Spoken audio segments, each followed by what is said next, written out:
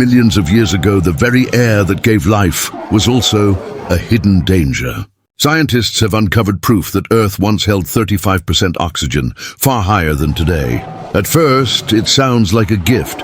More oxygen for breathing, faster growth for plants, stronger bodies for animals. But the truth was terrifying. With so much oxygen, the world became a giant fuel source. A single spark of lightning could set whole forests ablaze, and those fires could burn for weeks without stopping.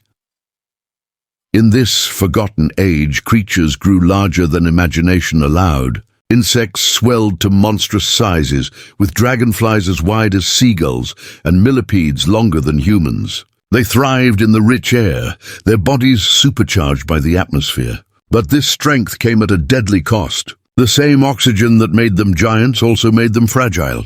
Too much air could poison their blood, and the fires around them could erase entire species overnight. The bones and fossils left behind tell a chilling story. Charcoal deposits buried deep in the ground whisper of endless wildfires. The twisted remains of giant creatures suggest sudden death, as if the very breath they relied on had turned against them. The question lingers like smoke in the air. How did life manage to survive when the atmosphere itself was both a gift and a curse? This was not just an age of growth. It was an age where the breath of life could kill.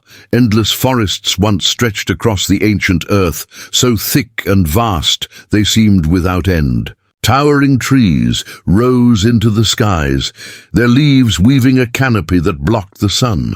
It should have been a paradise, but in a world with 35% oxygen, it was a trap waiting to ignite. A single spark of lightning, a small crack of dry wood, and the forest could turn into an inferno that roared for weeks. The air itself fed the flames, making them hotter and faster than anything known today. Scientists digging into the earth find thick layers of fossilized charcoal, silent proof that firestorms once swept across whole continents. These were not small fires like modern times. They were seas of flame, burning so fiercely that even rivers boiled and mountains glowed red from the heat.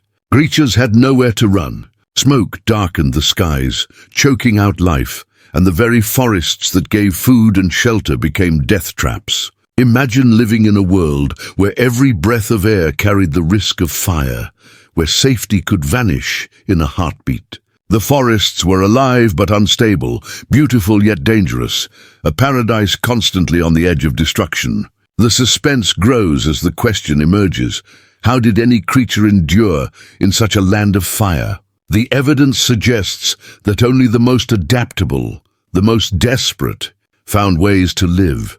And even they carried the scars of a world that could burn the sky. From the ashes of burning forests came creatures unlike anything seen today. In the rich air of 35% oxygen, insects and other small animals grew to monstrous sizes. Dragonflies with wings wider than a bird soared through the skies, their shadows falling across the ground like predators from above. Millipedes longer than a man crawled through the undergrowth, their armored bodies moving like living trains. Even simple bugs swelled into giants, their bodies supercharged by the oxygen-heavy world. At first, this world seemed built for giants. Stronger muscles, faster movement, and powerful bodies gave them an edge. But size brought danger too. Every step through the burning forests carried risk. Every beat of their wings could end in smoke. The air that fed their growth also made them fragile. Too much oxygen flooded their systems, making even a small wound deadly. Fossils show strange deaths, creatures falling as if their own breath had betrayed them. Scientists look at these remains and imagine a terrifying world where the skies buzzed with giant wings and the soil trembled beneath massive crawling beasts. To early life, these monsters were rulers of land and air. Yet the same forces that made them strong also made them vulnerable. The suspense grows as one question lingers. In a world ruled by such giants, how could anything smaller survive? The forgotten history of this age suggests the answer was written in fire, ash, and the struggle to adapt. The age of giants was not a paradise of strength. It was a gamble with death at every step. The high oxygen made creatures grow larger and stronger, but it also turned their bodies into fragile machines. Their size came with limits they could not escape. Breathing too deeply poisoned their blood, while wounds that would heal in today's world often turned fatal in theirs. Even the act of flying or running too hard could overload their bodies. Fossils revealed twisted skeletons, creatures that collapsed suddenly, as if their strength had betrayed them in an instant. Archaeologists and scientists find evidence of this fragility carved into the very stone. Broken wings, crushed shells, and half-grown giants suggest that many never reached full size. Those that did live long enough often carried scars of survival. The giants were rulers, yet they lived on the edge. Trapped between power and destruction, imagine watching a dragonfly the size of a bird crash mid-flight, or seeing a colossal millipede fall lifeless in the forest it once dominated. The suspense lies in this fragile balance. Earth had built titans, but it had also cursed them. Their greatness could not last. The question that lingers is chilling. If these mighty creatures could not survive the gift of too much oxygen, what chance did weaker species have? The stage was set for collapse, and the world was preparing its next terrible blow.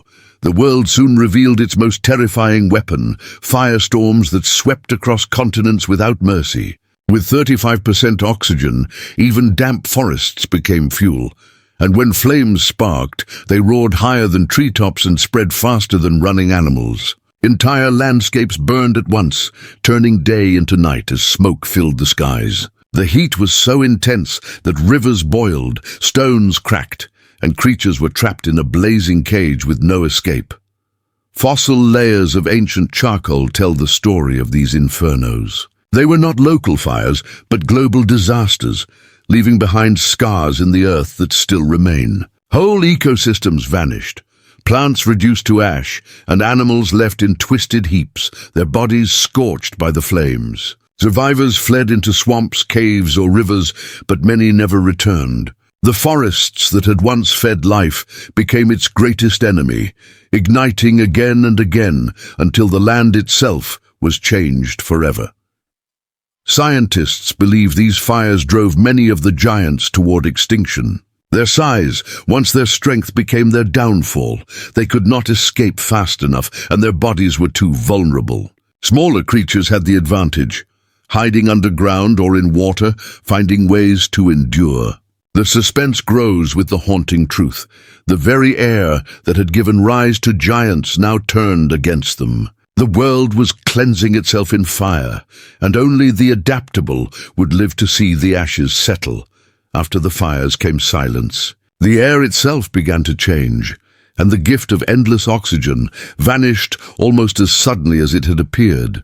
From 35%, the levels dropped sharply, leaving the giants gasping in a world that no longer supported them. Creatures that had once ruled the skies and forests found themselves weak, their bodies too large for the thinner air. Dragonflies that once soared like birds struggled to lift their wings, and colossal millipedes collapsed under their own weight. The age of giants was ending, and the earth was rewriting the rules of survival.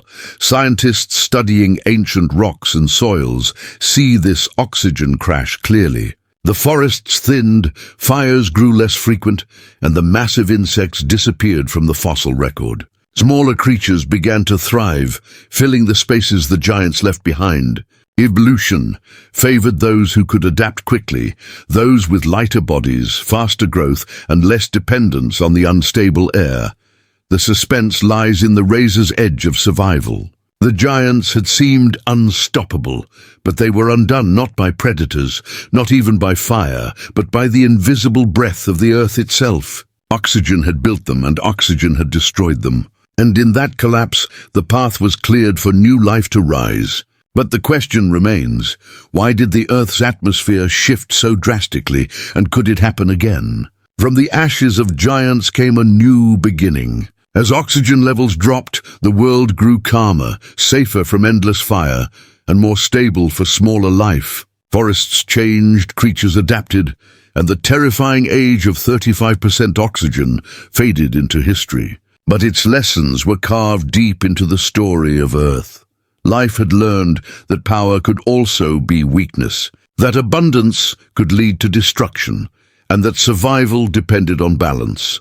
Scientists today look back at this forgotten age with awe and fear. They uncover fossils of creatures that should not have existed, charcoal that tells of firestorms stretching for weeks, and rocks that reveal how fragile Earth's air can be. They warn that the past holds a message for the present.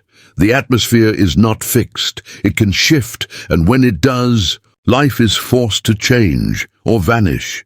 The suspense grows as viewers realize the truth. Humanity breathes in safety today only because the balance has held. But millions of years ago, that same balance nearly turned the planet into a graveyard. The terrifying age of 35% oxygen shows that the very breath keeping us alive is also the most dangerous force on Earth if pushed too far. Forgotten by time, this era still whispers a warning. Life survives not by strength, but by learning to adapt before the world changes again.